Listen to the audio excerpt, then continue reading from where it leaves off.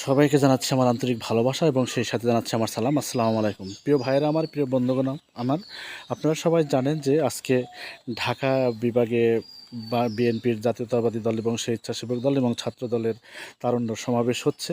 সেখানে প্রধান অতিথি হিসাবে বক্তব্য রাখবেন বাংলাদেশ বিএনপির ভাইস চেয়ারম্যান জনাব তারেক রহমান এবং আমাদের প্রধান ডক্টর ইউনূস সাহেব তিনি জাপানের উদ্দেশ্যে চলে গেছেন। সেখানে যাওয়ার পর বাংলাদেশের উন্নয়নের কাজে জন্য তিনি কয়েকটা স্মারকলিপিতে সই করবেন এবং চুক্তিবদ্ধ করবেন। আগামী শুক্রবার দিন তিনি সেখানে বসবেন, বসে যেভাবে বাংলাদেশ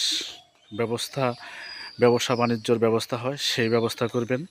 এদিকে আপনাদের জামাত নেতা AKM আজহারুল ইসলাম তিনি মুক্তি পেয়েছেন, খালাস পেয়ে তিনি বের হয়ে দেশবাসীর কাছে দোয়া চেয়েছেন এবং তিনি তার বিরুদ্ধে যে এই সব অপপ্রচার করা হয়েছে তাদের বিরুদ্ধে তিনি বিচার চেয়েছেন।